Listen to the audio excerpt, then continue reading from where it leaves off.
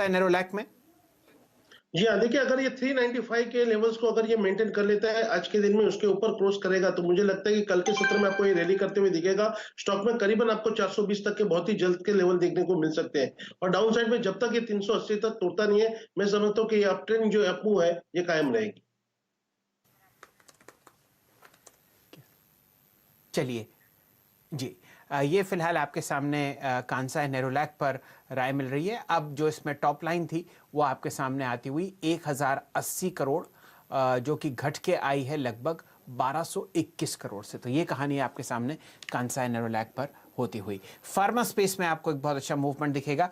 दिन के उच्चतम लेवल पर औरोबिंदो फार्मा पहुंचता हुआ 665.40 और 4% की तेजी औरोबिंदो फार्मा में। एक और स्टॉक महिंद्रा एंड महिंद्रा लगातार तीसरे दिन तेजी 3.6% ऊपर 382। हमारे साथ फूरिया साहब जुड़े हुए हैं। डायरेक्टर साहब, दोनों स्टॉक्स आमने सामने रखिए और इन पर राय लेंगे। शानदार मूवमेंट लगातार एमएनएम पर 4% ऊपर और औरोबिंदो फार्मा दिन के उच्चतम लेवल पर 665। फूरिया साहब बताइए क्या क्या राय। मैं समझता हूँ 382 के ऊपर इस स्टॉक्स का एक ब्रेकआउट होने के लिए जा रहा है, तो 370 के नीचे का स्टॉप लॉस लगा करके आप इसे अभी के अभी खरीद सकते हैं। महिंद्रा एंड महिंद्रा की मैं बात कर रहा हूँ। ऑन द अपसाइड में जो आपको टारगेट दिखेंगे करीबन 398 और उसके ऊपर निकल जाता है तो 410 तक की एक मूव आपको यहाँ पर देखने को मिल जाएगी।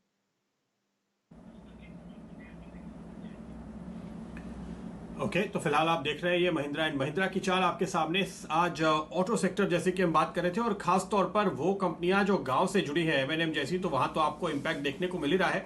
अगर आप ऑटो कंपनियों के सेल्स के आंकड़े देखेंगे तो आप पाएंगे केवल ट्रैक्टर कंपनीज की ही सेल्स के आंकड़े आपको अच्छे दिखाई दे रहे हैं। वहां पे सेल हो रही है क्योंकि गांवों में बुरी से बुरी हालत में भी कंप्लीट लॉकडाउन नहीं था, तो आपको सेल के आंकड़े केवल एमएनएम के ट्रैक्टर्स में दिखेंगे, एस्कॉर्ट्स में दिखेंगे और एक और छोटी कंपनी है वीएसटी टिलर एंड ट्रैक्टर्स, उसमें दिखेंगे। तो आपको ये सेगमेंट तेजी के साथ चलता हुआ दिख रहा है और अनुमान यह है कि अभी यहां पर कुछ और भी खबरें आने वाले दिनों में आ सकती हैं सरकार की ओर से, तो उसका फायदा मिलता हुआ आपको इन तमाम स्टॉक्स पे देखने को मिलेगा जिस तरह से आप इस वक्त इनकी चाल देख रहे हैं। हम आरबीएल की बात कर रहे थे और उसके बीच में ये खबर आ गई थी शैल जी, चूंकि आरबीएल के नतीजे कल आने वाले हैं। एक बार जो हमारे अनुमान है वो मैं आपको बताऊं और इस पर एक बार पार्थिव जी की भी राय लेना चाहेंगे। देखिए, हमें जो जानकारी है ऑलरेडी वो ये है कि डिपॉजिट में 8% की डी ग्रोथ हुई है। ये जानकारी कंपनी ने, बैंक ने डिस्क्लोज कर दी है। सरकारी डिपॉजिट्स काफी सारे आपको पता है कि सरकारी बैंकों में शिफ्ट हुए। इसके अलावा मैनेजमेंट ने कुछ गाइडेंस दिए थे कि वो फ्लैट ऑपरेटिंग प्रॉफिट देख रहे हैं। तो Q3 में था करीबन 732 करोड़, तो आप 730-40 करोड़ के ऑपरेटिंग प्रॉफिट का अनुमान भी लगा लेंगे। इसके अलावा एनालिस्ट ये उम्मीद कर रहे हैं कि जो नए एनपीएस होने की रफ्तार है वो शायद आधी हो सकती है। पिछले बार आपको 1050 करोड़ के एनपीएस होते हुए नए एनपीएस या स्लिपेजेस दिखे थे। इस क्वार्टर में ये 500 करोड़ पे आने का अनुमान है। हालांकि प्रोविजंस बने रहेंगे ऊपर के स्तर पे, 600-650 करोड़ के आसपास का प्रोविजन करना पड़ेगा। अभी भी प्रोविजन कवरेज और बढ़ाने की जरूरत है हालात को देखते हुए। सारे बैंकों ने एक ब्लैंकेट प्रोविजनिंग की हुई है इस वक्त कोविड के लिए, वो सारा इंपैक्ट आएगा। और नेट हमारा जो अनुमान है वो ये है कि करीब 26% यहां पर आपको एनआईआई ग्रोथ साल दर साल दिखेगी। प्रॉफिट आधा हो जाएगा तकरीबन साल दर साल, लेकिन पिछले क्वार्टर में 70 करोड़ का ही मुनाफा आया था। इस बार शायद 3 अंकों में आपको फाइनली मुनाफा आता हुआ दिखे। जो 2025 करोड़ रुपए इन्होंने क्यूआईपी के जरिए जुटाए थे पिछले क्वार्टर में, बैंक के लिए देखिए वो रॉ मटेरियल होता है और ये इक्विटी का जो पैसा अंदर आया उससे उस पर आपको इंटरेस्ट नहीं देना पड़ रहा, तो डिपॉजिट की जगह ये आपके लिए फ्री हो गया, तो निम्स एक्सपैंड होते हैं। इसलिए एनआईएम बढ़ने का पूरा अनुमान है और उसी के चलते आप एनआईआई में करीब 26% की जंप देखेंगे। ये अनुमान हम फिलहाल लेके चल रहे हैं। आरबीएल पे पार्थिव, आप क्या राय रखते हैं? देखिए 100 रुपए का लो था, उसके आसपास ही चल रहा है। बाजार ने यहाँ पर काफी पेसिमिज्म डिस्काउंट कर रखा है, ये मानना चाहिए। जी बिल्कुल जी, आपने बहुत सही तरीके से सब जो कंसर्न्स है वो हाईलाइट किए।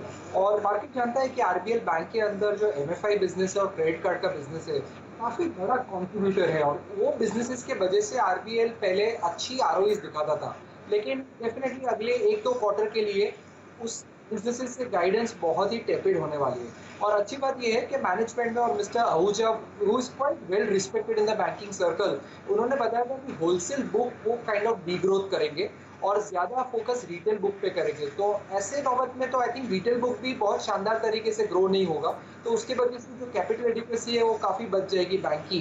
तो आई थिंक क्वार्टर 4 में इतनी दिक्कत नहीं लग रही, क्वार्टर 1 में जो रिजल्ट्स होंगे उसमें स्लिपेजेस थोड़े एलिवेटेड होंगे। लेकिन प्रदीप जी, एक चीज़ समझने की ज़रूरत है कि ये बैंक जिसको 3 साढ़े 3 का प्राइस टू बुक मल्टीपल मिल रहा था, आज 0.5 प्राइस टू बुक के मल्टीपल पे है। तो यहाँ पे मुझे लग रहा है कि 5,000 करोड़ के मार्केट कैप पे बहुत सारी नेगेटिविटी जो है ये बैंक के लिए वो डेफिनेटली फैक्टर्ड इन है। और आगे जाते as and when economic outlook improve होता है, मुझे लगता है ये बैंक का मैसिव री रेटिंग हो सकता है। तो अगर किसी के पास 2 से 3 साल का इन्वेस्टमेंट की अवधि है तो आरबीएल बैंक मुझे लगता है कि एक अच्छा बेट हो सकता है यहाँ से।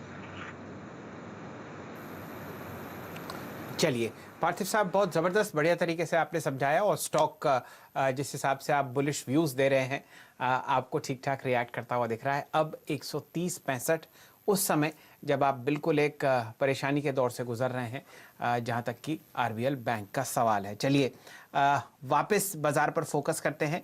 हमारे साथ जुड़े हुए हैं मानस जायसवाल साहब और बचे हुए आधे घंटे के लिए वो आपको एक शानदार ट्रेड देंगे और फिर वापस मिड कैप आईटी पर फोकस करेंगे। सीएंट का स्टॉक प्राइस देखिए कहां पहुंच चुका है। जायसवाल साहब, बचे हुए आधे घंटे के लिए कोई ट्रेड सजेस्ट कीजिए। देखिए, मैं समझता हूँ कि एफएमसीजी में जिस तरह की वीकनेस हमने पिछले 3-4 दिनों में देखी है और लार्ज कैप स्टॉक्स के जैसे पैटर्न है, उसको देख के तो लगता है कि शायद एफएमसीजी में अभी हमें और वीकनेस देखने को मिलेगी। तो मेरी चॉइस है सेल साइड पे आईटीसी, क्योंकि आईटीसी ने ऑलरेडी एक फ्रेश ब्रेकडाउन दिया है। 169 के ऊपर बेहतर वॉल्यूम देखने को मिले हैं। तो मैं उम्मीद करता हूँ कि वापस पिछले लो जो 140 के आसपास है, आईटीसी उसको टेस्ट करने की कोशिश करेगा। तो यहाँ पर एक सेल रिकमेंडेशन है, स्टॉप लॉस 171 का होगा। चलिए यहाँ पर 171 के स्टॉक लॉस पर आप आईटीसी में जिसकी दोबारा परेशानियों का दौर आपको आता हुआ दिख रहा है। आज अनकन्फर्म रिपोर्ट्स थी कि सरकार जो कि इस कंपनी में बहुत ज़बरदस्त स्टेक ओन करती है यूटीआई थ्रू, वो आपको बेचती हुई दिखेगी। तो अगर उस तरीके की सप्लाई आती हुई दिख रही है तो ज़रूर आपको इसका प्राइस ध्वस्त होता हुआ दिखेगा और मानस जायसवाल मान के चल रहे हैं कि ये आपको सेलिंग प्रेशर में आता हुआ दिखेगा। ध्यान दीजिए महिंद्रा एंड महिंद्रा पर अब आप 386 पर देखेंगे कि लगभग इसकी 50 ईएमए टूटती हुई दिख रही है और 5 दिन की जो रैली है वो और ज़बरदस्त तूल पकड़ती हुई आपके सामने। फिलहाल 387 का प्राइस। डायरेक्टर साहब, ज़रा इसमें आप 2-3 हफ्ते का चार्ट दिखाइए। एक बहुत बिल्कुल शानदार ब्रेकआउट तैयार है। ये स्टॉक अप्रैल 9 को लगभग ट्रेड कर रहा था 390 के आसपास और वो अब आपको पिछले 5 दिन के मूवमेंट के आसपास टूटता हुआ शायद दिखे ऊपर की तरफ। तो बेहतरीन वॉल्यूम और प्राइस एक्शन आपको एमएनएम में आता हुआ दिखेगा। रूरल थीम बहुत शानदार तरीके से फिलहाल बनती हुई। साइंट पर नज़र रखिए,